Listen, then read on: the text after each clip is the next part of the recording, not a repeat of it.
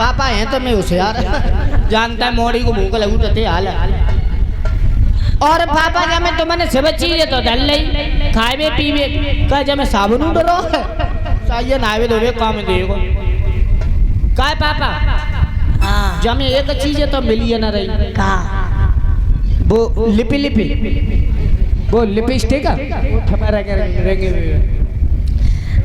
आज उसी समय विश्वदा को पता चला और विश्ववाद सामने आ गया। क्या गलती हो गई तेरे राज्य में नहीं रहेंगे क्यों? बिटिया ने मंगा नंगा पता नहीं क्या क्या कहा।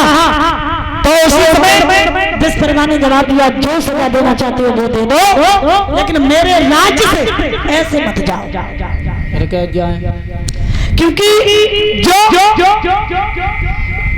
गुरु अपने शिष्य को नाराज होकर त्याग दे वो शिष्य समझ जाए क्या नरक की टिकट कट गई। उसी समय ये महाराज जी का बीड़ी पी रहे हैं ना बिना के पेट में गैस बनते तासु पी रहे पियो तो ध्यान देना। उसी समय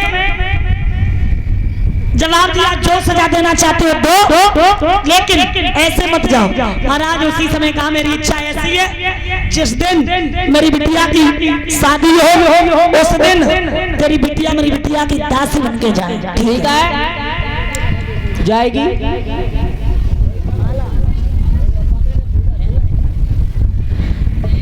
उसी समय ध्यान रखना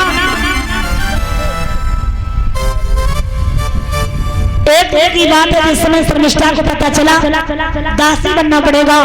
दिन में चैन नहीं रात में नींद नहीं परेशान होने लगी। एक दिन की बात है सहेलियां नहाने के लिए गई राजा अयाती आ जाते हैं लेकिन उससे पहले लड़कियां बातें कर रही थी चिंता मत कर ना रहेगा बांस ना बजेगी बांसुरी। जैसी डुबकी मारे नीचे ही टांग खींच लो कहानी खत्म। लेकिन नायबे को सिपाही तब तक अयाती आ गए। आज देवयानी विनती करके अयाती को अपने पिता के सामने ले गई पूरा हाल बताया। शुक्राचार्य शादी करने के लिए तैयार हुए।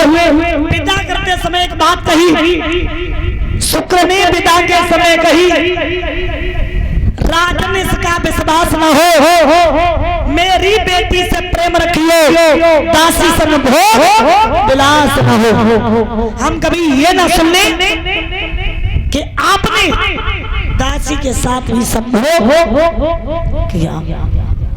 एक महल में देवयानी एक में शर्मिष्ठा समय व्यतीत हुआ। महाराज देवयानी के समय आने पर प्रमाण मिलता है कि जब एक दिन राजा शिकार खेलने गए तो शर्मिष्ठा छत पे खड़ी थी देखने में बड़ी सुंदर थी ठीक हो गई। राजा ने चंद्रमा जैसा चेहरा देखा देखते रह गए। एक बार चिल्लाने लगी यहाँ क्या कर रही थी? शर्मिष्ठा हाथ जोड़ के बोली महाराज एक बात बताओ तुम हमें डांट रहे हो मैं आपकी दासी हूँ आपकी पत्नी की दासी हो लेकिन मैं मानते एक बात बताओ परीक्षित जी लड़का को जब ब्याह होते तो लड़का को दहेज में fridge cooler AC inverter double bed अलमारी sofa set machine washing machine कपड़ा धो सब कुछ मिलता है। अधिकार किसका होता है? लड़का और लड़का ही बहू को टुकड़ा उठ कर आओ जब मुड़ी हलाए रहे देख लियो जब कह रहे डुकरिया तुम जैसे छपरा में डाल दे जा डुकरिया को ना लड़का को और लड़का की बहू को। तो जवाब दिया महाराज हम भी तो आपको दहेज में मिली क्या आप मेरा एक लोटा जल भी नहीं पी सकते? आने जाने लगे। देवयानी के दो पुत्र पैदा हुए इनका नाम पड़ा यदु और तुर्बस। शर्मिष्ठा के 3 पुत्र पैदा हुए इनका नाम पड़ा अनु द्रु और पुरु। एक दिन की बात है देवयानी के 2 बेटा रो रहे। राजा ने जवाब दिया कहा उसके 3 बेटा मैंने कभी आवाज नहीं सुनी और तू अपने 2 बेटों को नहीं संभाल पाती है? दिमाग में झटका लगा, इसका मतलब है मेरे पिता के वचनों को तोड़ दिया, श्राप दे दिया। शुक्राचार्य ने किस यौवन के मद में तूने मेरे वचनों को तोड़ा है, जिस यौवन के मद में तूने दासी से नाता जोड़ा है, मैं कहता हूं वो तेरा मद और राजा तुझको खा जाए, रह जाए मलक की कंठ तुझे अभी बुढ़ापा आ जाए।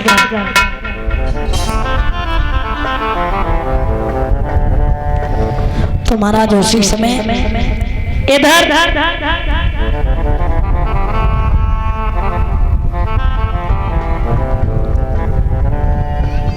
धीरे धीरे समय व्यतीत हुआ।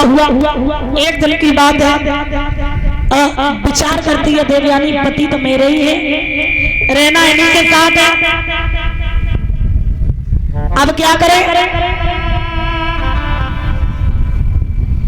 तो एक दिन गई, एक काम करो उनकी जवानी उन्हें दे दो। बोले उनकी जवानी उन्हें तो मिलेगी, अपनी जवानी कोई पे और उनका बुढ़ापा ले। बेटों से कहा, मना कर दिया। बेटों ने कहा मेरी शक्ति को लेकर के मेरी माता पे जमाओगे, मैं शपथ पूर्वक कहते तुम घोर नरक में आओगे। सबसे छोटे बेटा ने कहा, पिताजी मेरी ये देश ने मई आप ही की प्रेम निशानी है, अब तुमसे मिलो लड़कन है और तुमसे मिली जवानी। उसने जवानी दे दी। आयात ने 75 वर्ष तक राज किया। उसके बाद भगवान का भजन करने के लिए चले गए। महाराज प्रमाण मिलता है इन्हीं के वंश में एक राजा हुए, इनका नाम था आहुत। इनके दो पुत्र पैदा हुए, देवक और उग्रसेन। उग्रसेन की पत्नी का नाम था पवनरेखा, बड़ी सुंदर थी। दुर्बल नाम के राक्षस के द्वारा इसके पुत्र पैदा हुआ, जिसका नाम पड़ा कंस। कंस धीरे धीरे बड़ा हुआ। आपने जैसे बच्चों को किसी को जिंदा जमीन में दबा देता, किसी के हाथ को तोड़ देता, किसी को पैर को तोड़ देता, और अंधे लंगड़े लूड़े आते उन्हें कुएं में ढकेल देता। ये सब देखकर के उग्रसेन के पास शिकायतें आने लगी। कहा बेटा आखिर तुम मेरे खून हो और जब इस प्रजा से मिलकर के नहीं चलोगे, एक दिन वो आ जाएगा कौड़ी के तीर पीछे होगी। हमारे प्रजा से का करता पागल हो क्या? तो ये प्रजा है। अरे वो प्रजा है, वो तो बात सही है। सन जबान लड़ा के बात मत कर, बेटा है तो बेटे की तरह बात कर, बाप हो तो बाप की तरह रहो। वरना क्या करेगा? अरे भरना की बात मत करो। आप पिताजी और ताज इज्जत कर रहे हैं, का फायदा सब इज्जत उतर जाएगी। न बाप को जूता बड़े लड़के पाए में बन जाए तो आधी जिम्मेदारी दे दे, गहरे पिटे न का फायदा मार पीट के ले ले। और सुना, आप प्रजा की बात करते, पीछे तो जी मान लो कुत्ता भी भौंकते, मोदी पे रोजगारी पर रही है, बताओ। मान करे मान ला। अरे आप बाप हो तो बाप की तरह रहो। तुम आप बड़े बूढ़े है गए हो, तुम राजपाट के लाए रहे ना, तुम नीचे उतरो फिर देखो मैं चलाऊंगा। पागल हो क्या? तुम पागल हो। बाप हो ताज को जू मान लो ना, त्या मांस के टुकड़ा करवा के समोसे में भरवा के नाश्ता बटवा देते हो। अच्छा पागल हो तुम, पागल हो गए हम। उसी समय राज खुद ले लिया, खुद चलाने लगा, उत्पात बढ़ गया।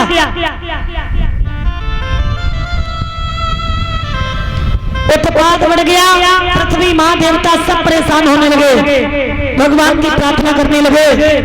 और जब भगवान की प्रार्थना करने लगे तो भगवान ने आवाज लगाई, कहा तुम भी जाओ भूमि पर धरो याद भी रूप, आऊंगा यदुवंश में मुमन के यादव। ऐसा लगा जैसे प्यासे को पानी मिल गया हो, ऐसा लगा जैसे किसी डूबते हुए को किनारा मिल गया हो। सब बड़े प्रसन्न हुए। इधर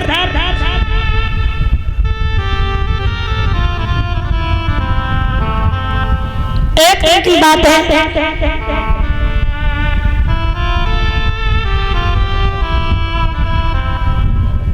श्री सुखदेव भगवान समझाते राजा परीक्षित इसकी चचेरी बहनें थी 7। पहले इसने सोचा खुद की शादी करें, शादी की और जब शादी की तो महाराज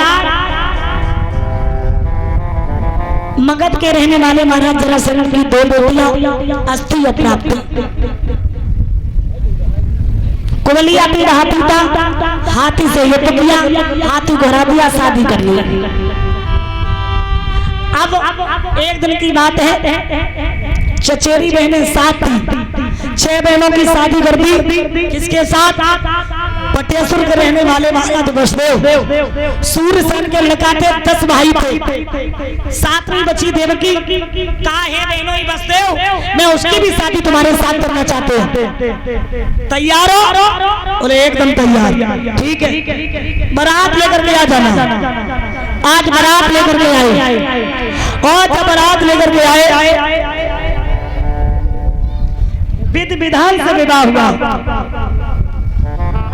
लेकिन भोजराज कंस ने जवाब दिया, कब तक चलोगी? एक काम करो, मेरे रथ में बैठ जा। तो रथ में देवकी जाए रही, पीछे को एक रसाला है और ताके पीछे कंस राज वसुदेव के घर का साला है।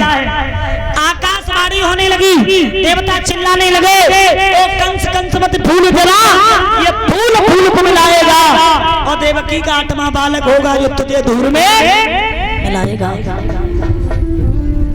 इतनी बात जैसे सुनी है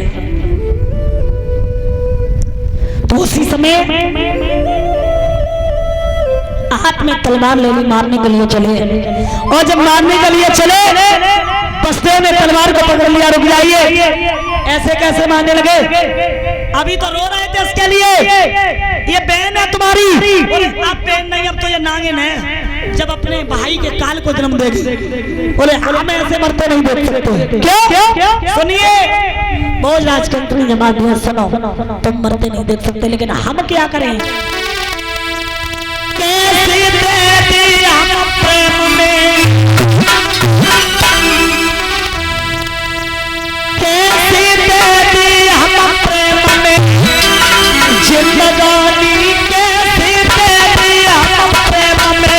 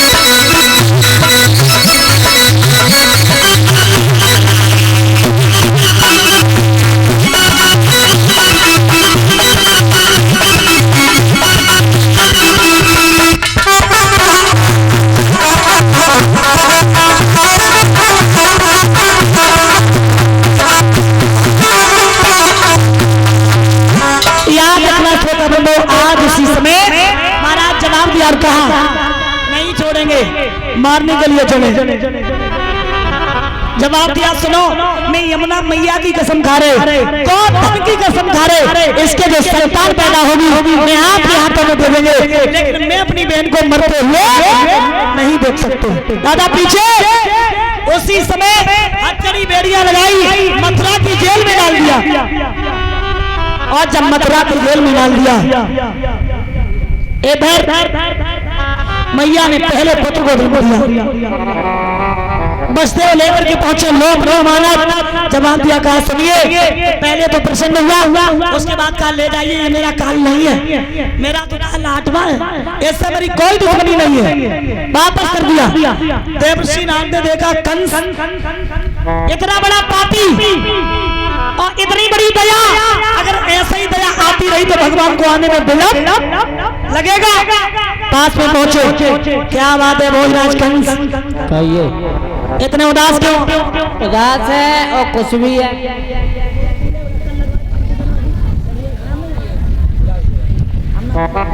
महाराज हाँ उदास भी है और कुछ भी है क्यों क्यों देखो हाँ कि आकाश जब हमने भाई बहन की शादी करी तो आकाशवाणी हुई थी कि हे भोजराज कंस हाँ जिस बहन को शाही से पहुंचाने जा रहा है उसी का 8वां पुत्र तेरा काल होगा काल अच्छा हमारे बहन बहनों ले जेल में डालते अभी कोई पुत्र पैदा नहीं हुआ पहला बालक हुआ वसुदेव लेके आए तो मगर मेरा तो 8वां काल था मैंने पहला लौटा दिया आ गई तुम्हारी मौत क्यों आ गई कैसे? ये हाथ में फूल पकड़ो पंखुड़ियां गलो 1 2 आठ बार। 3 4 5 6 7 8 20 से गिनो 1 2 3 4 5 6 7 8 जा छोड़ी वहां से गिनो 8 7 6 5 4 3 2 1 8 बदली या नहीं बदली गुरुदेव हर पंगड़ी पहली पहली की 8वीं हो रही है क्या चक्कर है यही याद रखना जिस जो फूल की पंखुड़ी है इसकी हर पंखुड़ी 8वीं हो सकती है क्यों पहला चौथा हो जाए चौथा 8वां हो जाए 8वां पहला हो जाए गुरुदेव हाँ तो आप निकलो मैं देखो अभी जा करके एक नहीं 6 बालक मार दिए 7वां जो था वो महाराज क्या किया योग माया को बुलाया और योग माया से कहा सुनो चली जा